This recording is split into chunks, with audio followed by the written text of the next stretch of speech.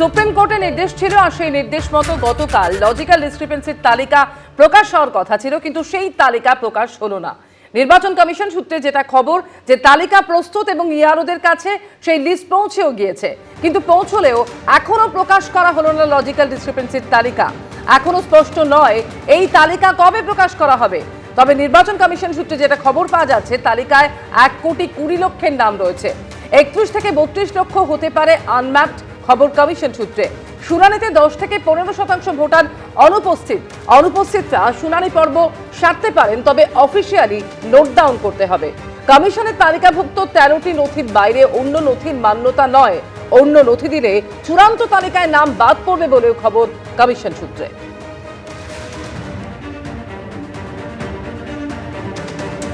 আমরা দেখেছিলাম যে 19শে জানুয়ারি অর্থাৎ সোমবার সুপ্রিম কোর্ট নির্বাচন কমিশনকে নির্দেশ দেয় লজিক্যাল ডিসক্রিপেন্সি বা তথ্যগত অসঙ্গতির তালিকা প্রকাশ করতে হবে।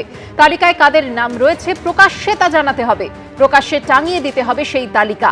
এরপরে 21শে জানুয়ারি একটি বিজ্ঞপ্তি প্রকাশ করে নির্বাচন কমিশন, সেখানে বলা হয় সুপ্রিম কোর্টের নির্দেশ অনুযায়ী 24শে জানুয়ারি শনিবারের মধ্যে প্রকাশ হবে লজিক্যাল ডিসক্রিপেন্সির তালিকা। কিন্তু কোথায় কি এখনো পর্যন্ত কোথাও টাঙানো হয়নি লজিক্যাল ডিসক্রিপেন্সির তালিকা, আর এতেই বাড়ছে ধোঁয়াশা।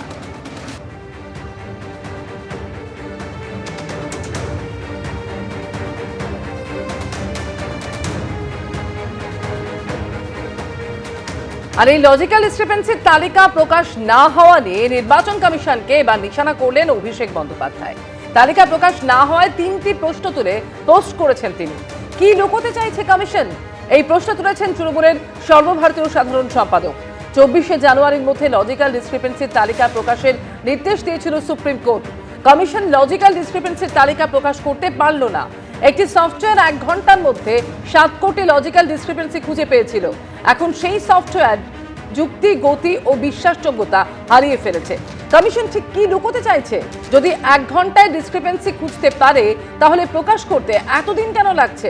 ডিসক্রিপেন্সি নিয়ে কি লজিক খুঁজছে কমিশন? প্রশ্ন অভিষেক বন্দ্যোপাধ্যায়।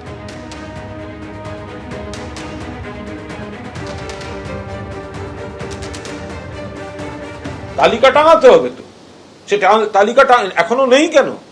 টাঙাতে পারছে না কেন? তাহলে কিসের ভিত্তিতে রোজ একজন লোককে নোটিশ দিয়ে ডাকা হচ্ছে?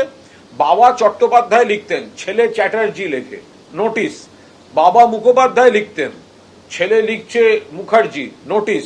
মুখার্জি কেউ জের পর ডবলই লেখে, কেউ লিখে ফেলেছে জে আই নোটিশ। একের পর এক সম্পূর্ণ অকারণে উদ্দেশ্য প্রণোদিতভাবে হয়রানির জন্য কোটি কোটি মানুষকে বিরক্ত করছে এই বিজেপি। নির্বাচন কমিশন লিস্ট কোথায়? লিস্টটা কোথায়? কেন এখনো সুপ্রিম কোর্টের নির্দেশ অনুযায়ী লিস্ট নেই? যত দেরি হবে তত প্রমাণিত হবে এই সমস্ত রকম কারচুপির খেলা, হয়রানির খেলায় বিজেপির নির্দেশে নির্বাচন কমিশন এই খেলাগুলোর মধ্যে রয়েছে। এবিপি আনন্দ, এগিয়ে থাকে, এগিয়ে রাখে।